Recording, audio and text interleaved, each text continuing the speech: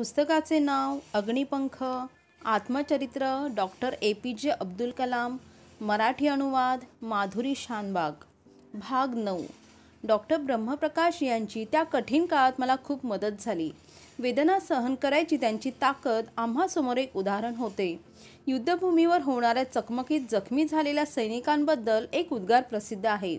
आधी त्याला लवकर घरी आणा, तो नक्कीच पूर्वस्थितीला येईल. तीच वाक्ये वेगळ्या पद्धतीने त्यांनी आम्हा सर्वांना ऐकवली. सर्व SLV टीमला एकत्र करून त्यांनी सर्वांसमक्ष मला ऐकवले. SLV3च्या अपयशाचे दुःख एकट्याचे नाही आहे. तुझे सर्व सहकारी तुझ्या पाठीशी उभे आहेत. त्यांच्या शब्दांनी मला भावनिक आधार मिळाला, मार्गदर्शन मिळाले आणि मी सावरलो. 11 ऑगस्ट 1979ला अपयशाचा आढावा काढणे यावर चर्चा करण्यासाठी 70हून अधिक संशोधकांसह बैठक झाली. तांत्रिक तपशिलाचा विस्तृत आढावा घेण्यात आला. अपयशाची मीमांसा करण्यात आली. श्री S.K. अथिनन यांच्या नेतृत्वाखाली नेमलेल्या समितीने निरीक्षणानंतर अपयशाच्या कारणांबद्दल निष्कर्ष मांडले. दुसऱ्या टप्प्यातील नियंत्रण करणाऱ्या उपकरणांच्या संचामध्ये बिघाड होता. त्यामुळे अवकाशयान अस्थिर झाले, त्यावरचे नियंत्रण सुटले. परिणाम म्हणून त्याचा वेग आणि पृथ्वीपासूनची उंची झपाट्याने कमी झाली. पुढच्या टप्प्याची यंत्रणा कार्यान्वित होण्यापूर्वी ते समुद्रात कोसळले. मग दुसऱ्या टप्प्याच्या नियंत्रण यंत्रणाची कसून तपासणी करण्यात आली. रेड फ्युमिंग नायट्रिक ॲसिड हे रसायन या टप्प्याच्या इंधन मिश्रणात प्राणवायू पुरवण्यासाठी वापरलेले होते. त्या टाकीची एक झडप नादुरुस्त होती. त्यामुळे जेव्हा काउंटडाऊन सुरू झाला, त्याच्या 8व्या मिनिटाला बारीक गळती त्या टाकीमध्ये चालू झाली. पहिल्या टप्प्यातून दुसऱ्या टप्प्यात गेल्यावर प्रॉपेलंट बाहेर आले, तरी ऑक्सिडायझर न मिळाल्यामुळे त्याचे ज्वलन होऊन कार्यशक्ती निर्माणच झाली नाही. पृथ्वीच्या गुरुत्वाकर्षणाचा विरोध करून वेग उंची वाढवण्यासाठी यानाला जोराचा पुरवठा न होऊ शकल्याने दोन्ही घटक झपाट्याने खाली आले आणि यान कोसळले. इस्रोच्या वरिष्ठ अधिकाऱ्यांच्या बैठकीत प्रोफेसर धवनना या मोहिमेच्या अपयशाचा विस्तृत अहवाल देण्यात आला. तो स्वीकारण्यात आला. तांत्रिक त्रुटी आणि त्याचे परिणाम यावर तपशिलाने चर्चा करण्यात आली. मीटिंग संपली तेव्हा अपयश व्यवस्थापनाचे कार्य सुरळीत पार पडल्यामुळे एक प्रकारचा ताण गेल्यासारखी समाधानाची भावना पसरली. नक्की समस्या समजली असल्याने त्यावर उपाय योजणे शक्य झाले. मी मात्र अस्वस्थ होतो. माझ्यावरील जबाबदारी झटकून टाकणे माझ्या विवेकाला पटत नव्हते. निर्णय प्रक्रियेत जर चूक झाली असेल तर त्याच्या हाती निर्णय देणे असते. त्याला दुसऱ्याने दोष दिला नाही तरी त्याचे मन दोष देतेच. त्या क्षणी मी चटकन उभा राहिलो आणि प्रोफेसर धवनना म्हणालो, सर, जरी माझ्या मित्रांनी अपयशाचे कारण ठरलेली चूक दाखवली आणि अपयशाचे समर्थन केले, तरी जेव्हा काउंटडाऊन सुरू झाला आणि ॲसिडची अगदी बारीक गळती क्षुल्लक समजून दुर्लक्षित करण्यात आली, त्यावेळी या प्रकल्पाचा प्रमुख म्हणून मी उड्डाण थांबवायला हवे होते. कदाचित त्याने झालेले नुकसान टाळता आले असते. अशा प्रकारची चूक परदेशात घडली असती तर प्रकल्पाधिकाऱ्याला त्याची नोकरी गमवावी लागली असती. या SLV3च्या अपयशाची पूर्ण जबाबदारी मी स्वीकारतो. हॉलमध्ये टाचणी टाकली तरी आवाज होईल अशी शांतता पसरली. मग प्रोफेसर धवन उठून उभे राहिले आणि म्हणाले, मी आता कलाम यांना कक्षेमध्ये फिरते ठेवणार आहे. मीटिंग संपल्याची खूण करत ते निघून गेले. विज्ञानाचा शोध घेत पुढे जाणे अतिशय आनंद देणारे आहे. त्यात कठोर परिश्रम असले. अपयश आले तरी कुणीही खरा विज्ञानप्रेमी हा शोध घेणे थांबवित नाही. इतिहासातील अनेक उदाहरणे मी आठवत राहिलो. जोहान्स केपलर यांनी ग्रहांचे गतिविषयक नियम सूत्रबद्ध केले. 2 नियम पूर्ण झाल्यावर तिसऱ्या नियमासाठी त्यांना 17 वर्षे धडपड करावी लागली होती. ग्रहांची लंबवर्तुळाकार कक्षा आणि सूर्याभोवती एक भ्रमण पूर्ण करण्यासाठी लागणारा वेळ याचा संबंध प्रस्थापित करणारा तिसरा नियम सूत्रबद्ध करेपर्यंत अनेकदा त्यांना अपयशाचे धनी व्हावे लागले. मानव चंद्रावर उतरू शकेल असे स्वप्न पाहणारा रशियन गणितज्ञ कॉन्स्टँटिन, त्यांना स्वप्नपूर्तीसाठी 4 दशके वाट पाहावी लागली आणि शेवटी प्रयत्न यशस्वी झाला तो अमेरिकेचा. प्रोफेसर चंद्रशेखर केम्ब्रिजला विद्यार्थी असताना त्यांनी चंद्रशेखर मर्यादा ही संकल्पना मांडली. ते 1930 साल होते.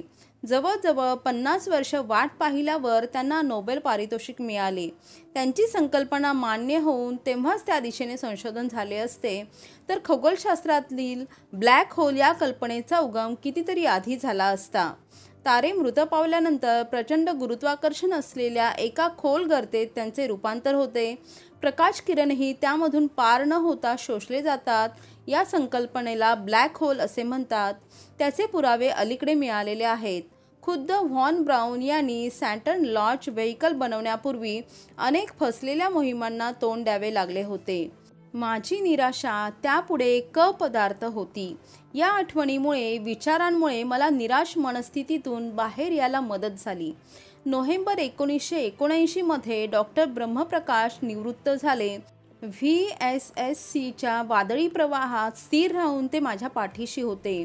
टीम स्पिरिटवर त्यांचा विश्वास होता. त्यामुळे SLVच्या प्रशासनाचा साचा आदर्शवत ठरला. पुढे देशातील अनेक वैज्ञानिक प्रकल्प त्याच्याच धर्तीवर राबवले गेले. त्यांचा सल्ला नेहमी समतोल असे.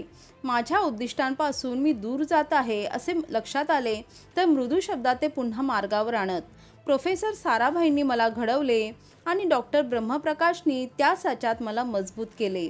त्यांच्या सहवासात माझ्या व्यक्तिमत्वाला नव्या मिती प्राप्त झाल्या. माझ्या स्वभावात थोडा घायकुलतेपणा होता, त्यामुळे मी कधी पुढे रेटण्याचा प्रयत्न करत असे. त्यावेळी मला सावध करण्यासाठी ते म्हणत, मोठे प्रकल्प हे पर्वतासारखे असतात. त्यावर कमीत कमी श्रमात चढणे श्रेयस्कर असते. तुमच्या व्यक्तिमत्वाला झेपेल इतकाच तुमचा वेग हवा. अस्वस्थ झालात तर वेग वाढवा. मनावर ताण येत असेल तर वेग कमी करा. पर्वतारोहण करताना अस्वस्थपणा आणि दमणूक यांचा तोल साधला जायला हवा. तुमच्या कुठल्याही योजनेचा टप्पा हा त्या ध्येयाकडे जायचे साधन म्हणून पाहू नका, तर ती एक स्वतंत्र घटना आहे असा दृष्टिकोन बाळगा.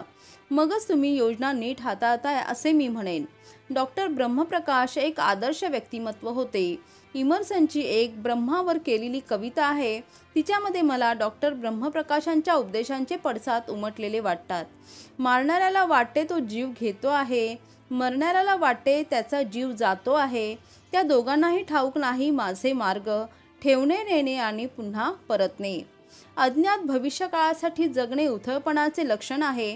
म्हणजे पर्वतावर चढाई करताना आजूबाजूचे न पाहता फक्त शिखराकडेच नजर ठेवायची असे आहे. जीवन आजूबाजूलाच फुललेले आहे, शिखरावर नाही.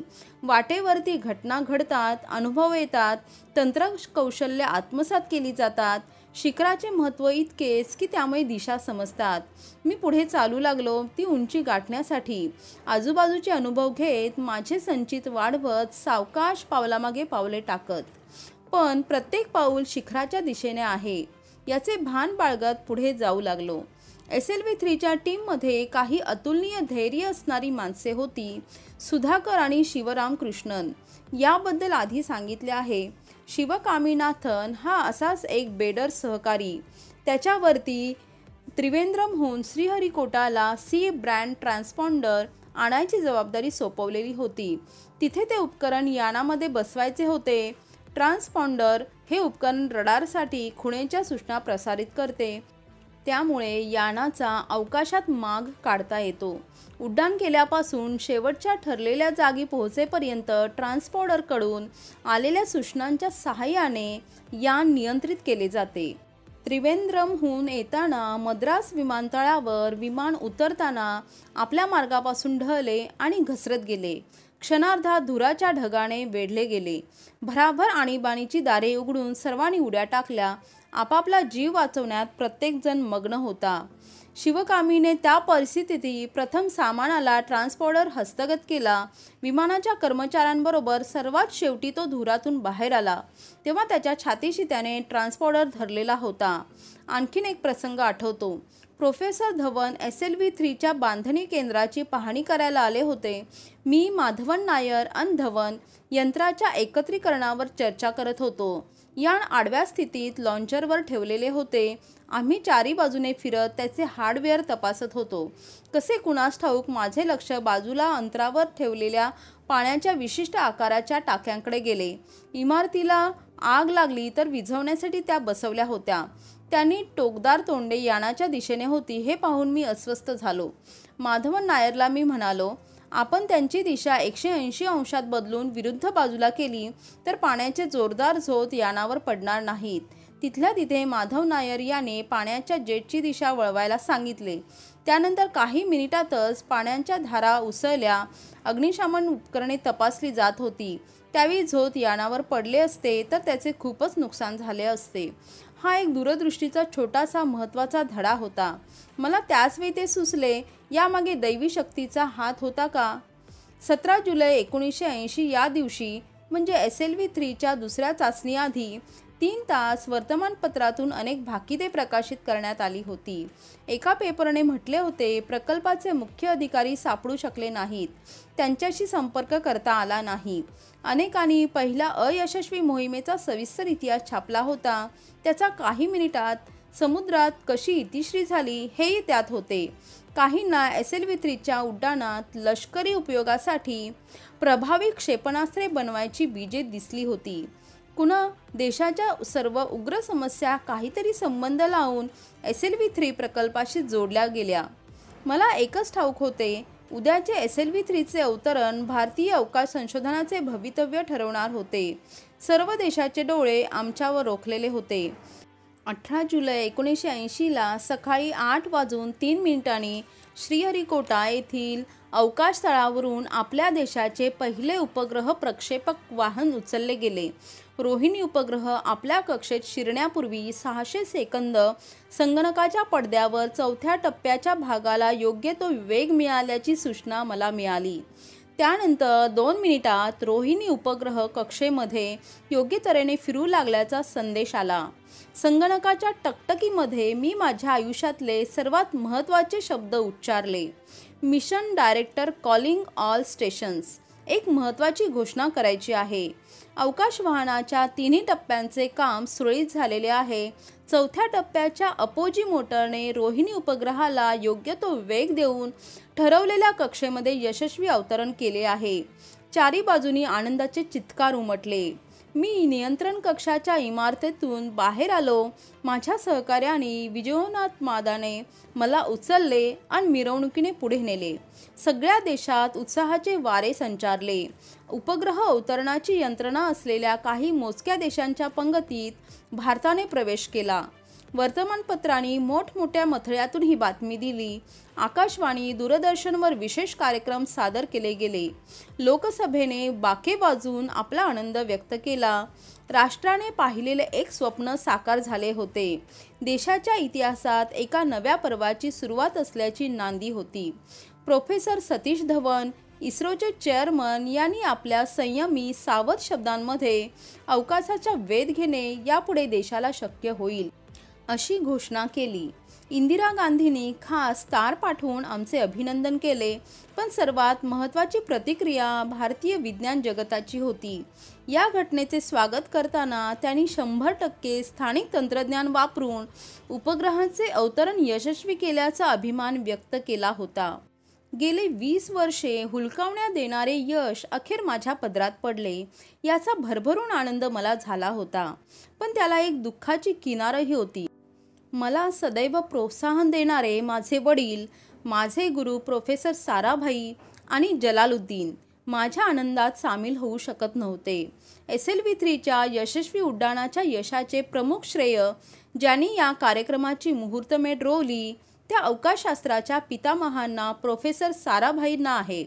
त्यानंतर VSSC चे शेकडो कर्मचारी ज्यांच्या परिश्रमाने, उदंड इच्छाशक्तीने एक एक पायरी चढत प्रकल्प पूर्णत्वाला आला त्यांना जाते आणि त्यांना यशस्वी नेतृत्व देणाऱ्या प्रोफेसर धवन आणि डॉक्टर ब्रह्मप्रकाश यांनाही आहे. त्या रात्री खूप उशिरा भोजन केले. हळूहळू यशाचा सोहळा उन्माद शांत झाला. मी झोपण्यासाठी कॉटवर पहडलो तेव्हा खूप दमलो होतो. उघड्या खिडकीतून ढगांच्या दाटी चंद्रबिंब दिसत होते. त्या दिवशी समुद्रावरून वाहणारे वारे सुद्धा श्रीहरिकोटाच्या विजयी वातावरणाने जणू भारलेले गेले होते. त्यानंतर महिनाभरातच मी मुंबईच्या नेहरू विज्ञान केंद्राला 1 दिवसाची भेट दिली. SLV-3च्या अनुभवाची देवघेव करण्यासाठी मला त्यांनी बोलावले होते. तिथे असताना मला दिल्लीहून प्रोफेसर धवन यांनी फोन करून इंदिरा गांधींच्या भेटीसाठी सोबत चालण्याची सूचना केली. दुसरे दिवशी सकाळी ती भेट ठरली होती. नेहरू केंद्राच्या लोकांनी माझ्या दिल्ली तिकिटाची आनंदाने सोय केली. पण मला एक अडचण आली होती. मी माझ्या नेहमीच्या साध्या वेशेत आलेलो होतो. पायात नेहमीच्या चपला होत्या. पंतप्रधानांच्या भेटीला जायचे तर रीतिरिवाजात बसणारा पोशाख माझ्याकडे नव्हता. मी प्रोफेसर धवनना माझ्या समस्येबद्दल सांगितले तर ते चटकन म्हणाले, कसली काळजी करू नका, तुमच्या उज्ज्वल यशाचे सुरेख कपडे तुमच्या अंगावर आहेत. दुसरे दिवशी सकाळी मी पार्लमेंट परिसरात प्रोफेसर धवनसह पोहोचलो. लोकसभेच्या विज्ञान आणि तंत्रज्ञान समितीच्या लोकांबरोबर बैठक आयोजित केली होती आणि इंदिरा गांधी बैठकीच्या अध्यक्षपदी होत्या. लोकसभेचे आणि राज्यसभेचे 30 सभासद त्या आलिशान सभागृहात हजर होते. प्रोफेसर MGK मेनन आणि डॉक्टर नाग चौधरी हेही होते. श्रीमती इंदिरा गांधींनी SLV-3च्या यशस्वी उड्डाणाची माहिती सदस्यांना दिली आणि प्रोफेसर धवन यांनी दोन्ही गृहांच्या सदस्यांनी अवकाश कार्यक्रमाला उत्तेजन दिले याबद्दल आभार मानले. इस्रोच्या संशोधक आणि अभियंत्यांच्या वतीने कृतज्ञता व्यक्त केली. श्रीमती इंदिरा गांधी एकाएकी माझ्याकडे हसत पाहत म्हणाल्या, कलाम, तुमचे बोलणे आम्हाला ऐकायचे आहे. प्रोफेसर धवन आधीच बोलले असल्यामुळे माझ्यावर बोलण्याची पाळी येईल असे मला अजिबात अपेक्षित नव्हते, ते सुद्धा खुद्द पंतप्रधानांकडून. मी उठून उभा राहिलो आणि सावकाश म्हणालो, उपस्थित असलेल्या देशाला दिशा देणाऱ्या लोकांमध्ये मला बोलावले हा मी माझा सन्मान समजतो. मला फक्त माझ्या देशासाठी रॉकेट सिस्टीम बांधणे ठाऊक आहे. असे रॉकेट की ते पूर्णतः स्वदेशी आहे आणि उपग्रहाला 25,000 किलोमीटरच्या वेगाने पृथ्वीभोवती फिरत ठेवू शकते. टाळ्यांच्या कडकडाटाने माझे शब्द स्वीकारले गेले. मी सर्वांचे आभार मानले. देशातील वैज्ञानिकांवर त्यांनी विश्वास टाकला. मला इतक्या मोठ्या प्रकल्पावर काम करायची संधी दिली त्याबद्दल कृतज्ञता व्यक्त केली. सगळे सभागृह आनंदाने भरून गेले. SLV प्रकल्प पूर्ण झाल्यामुळे विक्रम साराभाई स्पेस सेंटरमध्ये पुढील कार्याची रूपरेषा ठरवण्याची हालचाल सुरू झाली होती. मला प्रकल्पाच्या पुढील कार्यातून मुक्त करायची मी इच्छा व्यक्त केली आणि अपेक्षेप्रमाणे वेदप्रकाश संदलास माझे एक ज्येष्ठ सहकारी SLV-3च्या पुढील कार्याचे प्रमुख नियुक्त केले गेले. तशाच पद्धतीची याने बनवण्याचे कार्य सुरू राहणार होते. नवे तंत्रज्ञान वापरून सुधारित आवृत्ती बनवणे, SLV-3मध्ये थोडा बदल करून ऑर्ग्युमेंटेड सॅटेलाइट लॉन्च व्हेकल बनवणे हेही विचारात घेतले होते. SLV-3ची पेलोड वाहण्याची क्षमता 40 किलोपासून 150 किलोपर्यंत वाढवायची होती. MS.R. देव यांनी माझ्या टीममधील सहकार्याला SLVचे प्रकल्पाधिकारी नेमण्यात आले. 900 किलोमीटर अंतरावरच्या कक्षेत फिरणारे PSLV तसेच GOSLV असे थोडे बदल केलेली यानेही बनवायचे उद्दिष्ट पुढे ठेवले होते. मला एरोस्पेस डायनामिक्स अँड डिझाईन ग्रुपचे निर्देशक म्हणून नियुक्त केले गेले. पुढील सर्व प्रक्षेपक वाहने आणि त्यांचा नवीन तंत्रज्ञानाच्या सहाय्याने विकास या केंद्रातर्फे केला जाणार होता. VSSCमध्ये सध्या असलेला पायाभूत साचा पुढील शक्तिशाली प्रक्षेपक वाहनाच्या विकासासाठी पुरेसा नव्हता. त्यासाठी नवीन ठिकाणे, नवीन अत्याधुनिक विशेष यंत्रणा विकसित करावी लागणार होती. VSSCचे वाढते कार्य विस्तारण्यासाठी वहियूरकाऊ आणि वलियामाला या 2 जागा मुकरर करण्यात आल्या. डॉक्टर श्रीनिवासन यांनी त्या ठिकाणी करायच्या सोयीसुविधांची आखणी करायला सुरुवात केली. दरम्यान मी शिवधनु पिल्लेच्या मदतीने SLV-3मध्ये थोडे बदल करून लष्करी क्षेपणास्त्रांसाठी त्यांचा उपयोग करता येईल का या दिशेने अभ्यास सुरू केला. देशाची मध्यम पल्ल्याची 4000 किलोमीटरवर फिरणारे उपग्रह सोडायची गरज भागवण्याइतकी क्षमता असलेली प्रक्षेपक वाहने आता आम्ही बनवू शकत होतो. 5000 किलोमीटरवर फिरू शकणारा उपग्रह, त्यावर 1000 किलो वजनाचे पेलोड अवकाशात नेणारे प्रक्षेपक वाहन बनवायचा प्रकल्प आम्ही कागदोपत्री बनविला. त्यासाठी 1.8 मीटर व्यासाचे 30 टन प्रॉपेलंट वापरून आणखीन एक बूस्टर सध्याच्या SLV-3ला जोडावे लागणार होते. हा प्रकल्प पुढे बारगळला, पण त्यातूनच री एंट्री एक्सपेरिमेंट या प्रकल्पाचे काम मार्गाला लागले. त्यातून पुढे अग्नीची निर्मिती झाली. पुढची SLV-3 D1 31 मे 1981ला सोडण्यात आली. या उड्डाणाचे कार्य मी प्रेक्षकांसाठी असलेल्या जागेतून पाहिले. नियंत्रण कक्षाच्या बाहेरून पाहायची माझी पहिलीच वेळ होती. त्यात एक कटू सत्य दडले होते. त्यात मला तोंड द्यावे लागत होते. प्रसारमाध्यमांचे माझ्याकडे अधिक लक्ष गेले होते. माझ्या काही वरिष्ठ सहकाऱ्यांची त्यामुळे नाराजी ओढवली होती. SLV-3 प्रकल्पामध्ये त्याचाही महत्त्वाचा सहभाग होता. पण प्रसिद्धी माझ्या वाट्याला आली होती. एक प्रकारचा थंडपणा वातावरणात जाणवत होता. पण तो स्वीकारण्यावाचून गत्यंतर नव्हते. दुसऱ्यांच्या कष्टाचे श्रेय घ्यायची वृत्ती माझ्याकडे अजिबात नाही. मी कधी कठोर अधिकारी नव्हतो. काहीही करून यश मिळवायचे, त्यासाठी सर्वांना वेठीला धरायचे असे मी कधीच केले नाही. माझ्या आयुष्यात माझ्या स्वभावाची प्रतिमा पडली होती. मी विचारी होतो. SLV-3ची बांधणी सत्ता वापरून वा लोकांना वाटेल तसे राबवून केलेली नव्हती, तर सतत केलेले एकत्रित काम त्या यशामागे होते. मग असा कडवटपणा, ही नाराजी फक्त VSSC मध्येच असे झाले होते की सर्वत्र यशवंत माणसांना अशा भावनांना तोंड द्यावे लागते? वैज्ञानिक असल्याने प्रत्येक परिणामाच्या मुळाशी जाऊन कारण शोधायचा माझा स्वभाव होता. मग मी निष्कर्षाला पोहोचलो की प्रसारमाध्यमांनी मला दिलेली प्रसिद्धी अनेकांना फारशी आवडली नव्हती आणि हा कडवटपणा खरा होता. त्याला मला तोंड द्यावे लागत होते. सन्मान आणि दुःख त्यांना बोलावले नाही, त्यांच्या मागे लागलो नाही, तरीही वाट्याला येतात. SLV-3च्या यशानंतरचे माझे अनुभव मला एक नाजूक अडचणींच्या परिस्थितीत नेत होते. काम सर्वांनी जीव तोडून केले होते, पण श्रेय आणि प्रसिद्धी माझ्या वाट्याला अधिक आली. पण त्याबाबत आता काही करणे शक्य नव्हते. तसेच मी स्वतःहून त्यासाठी काही प्रयत्न केले नव्हते याची मला खात्री होती.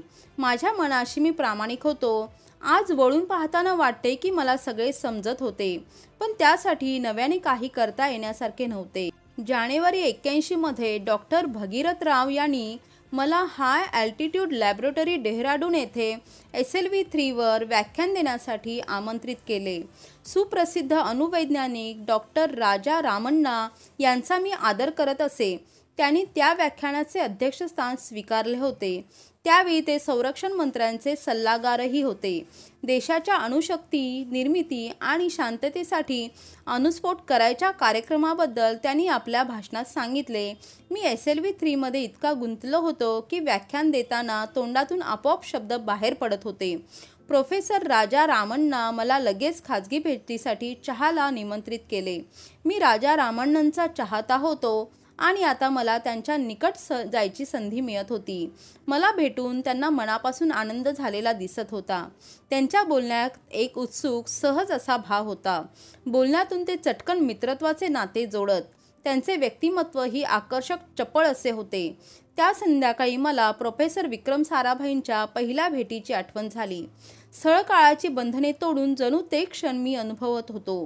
प्रोफेसर साराभाईंचे विश्व आतून साधे आणि बाहेरून सोपे होते. त्यांच्यासोबत काम करणाऱ्या प्रत्येकाला एकमार्गी मनाने ध्येयाकडे जायची तळमळ लागली होती. आमच्या सर्वांच्या दृष्टीने त्यांनी आम्हासमोर ठेवलेले स्वप्नमय विश्व आमच्याही स्वप्नाजोगते होते, आदर्श होते. प्रत्येकाला त्याचा एक एक भाग येऊन काहीही उरू नये अशी त्याची वाटणी आम्ही करू शकत होतो.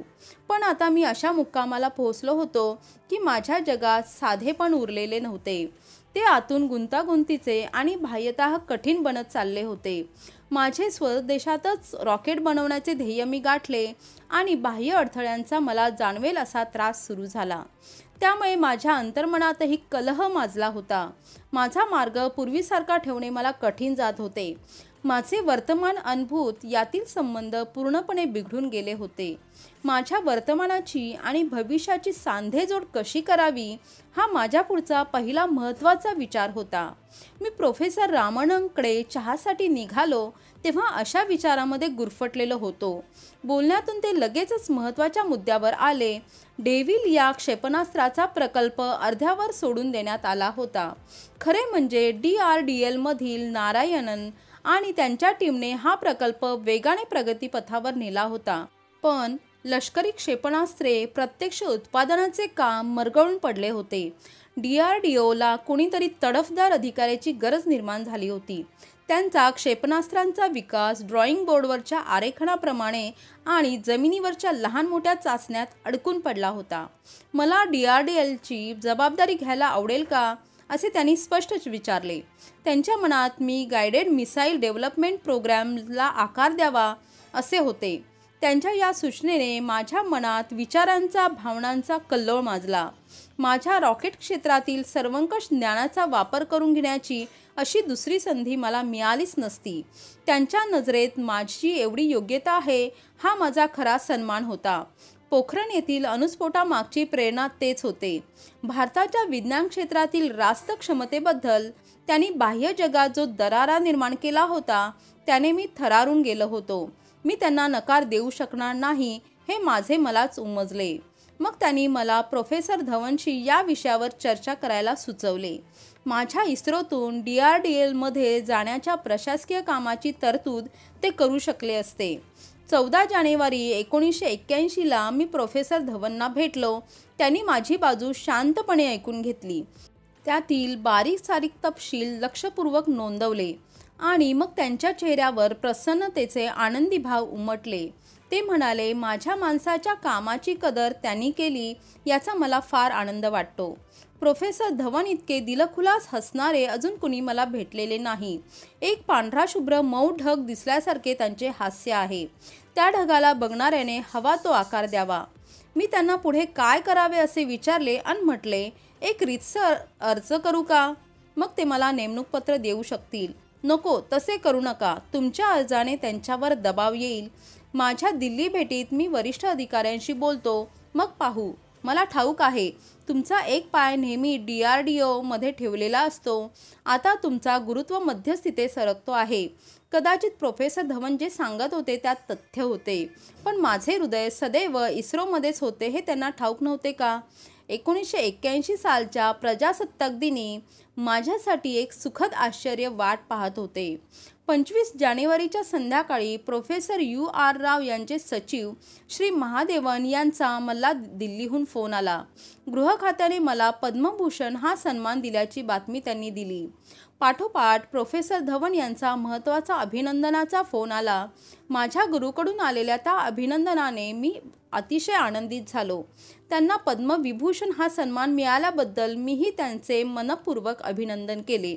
डॉक्टर ब्रह्मप्रकाशना ताबडतोब फोन करून मी त्यांचे आभार मानले.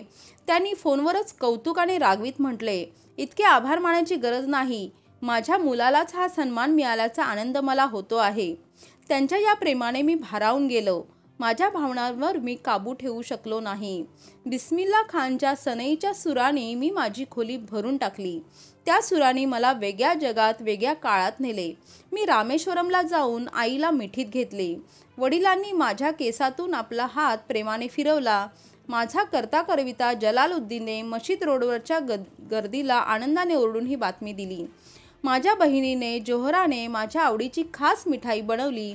पक्षी लक्ष्मणशास्त्रींनी माझ्या कपाळी कुमकुम तिलक रेखला. फादर सालोमन यांनी खांद्यावर क्रॉसची खूण करत मला आशीर्वाद दिले. प्रोफेसर साराभाई अभिमानाने माझ्याकडे बघून हसताना मला दिसले. 20 वर्षापूर्वी त्यांनी रोवलेल्या बीजाचा वृक्ष झाला होता आणि देशवासियांना त्याची मधुर फळे चाखायला मिळाली होती. पद्मभूषण या माझ्या सन्मानाने VSSCमध्ये संमिश्र स्वागत झाले.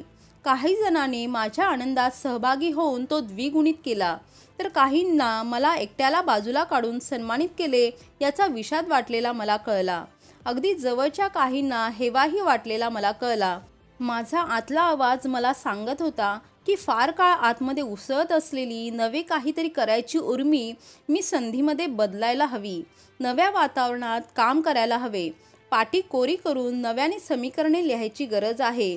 आधी लिहिलेली गणिते बरोबर होती का? जीवनाच्या शाळेत सोडवलेली गणिते तपासायची पद्धत वेगळी असते. इथे विद्यार्थ्याला स्वतःचे प्रश्न तयार करावे लागतात.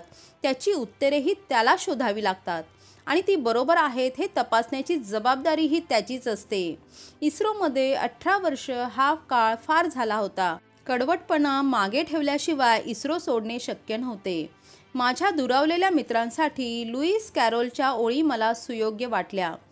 मी खून केला असा आरोप तुम्ही करू शकाल. माझी समजूत कमी पडली असेही म्हणू शकाल. आपण सर्व कधीकधी दुबळे असतो, पण खोटेपणाने आव आणून वागणे हा गुन्हा मी कधीच केला नाही. भाग 9 समाप्त. आपणास जर माझे वाचन आवडले तर व्हिडिओला लाईक आणि शेअर करा. यांसारख्या अनेक कथा कादंबऱ्या ऐकण्यासाठी चॅनेलला सबस्क्राईब करा. आपले मौल्यवान मत कमेंट सेक्शनमध्ये लिहा. धन्यवाद.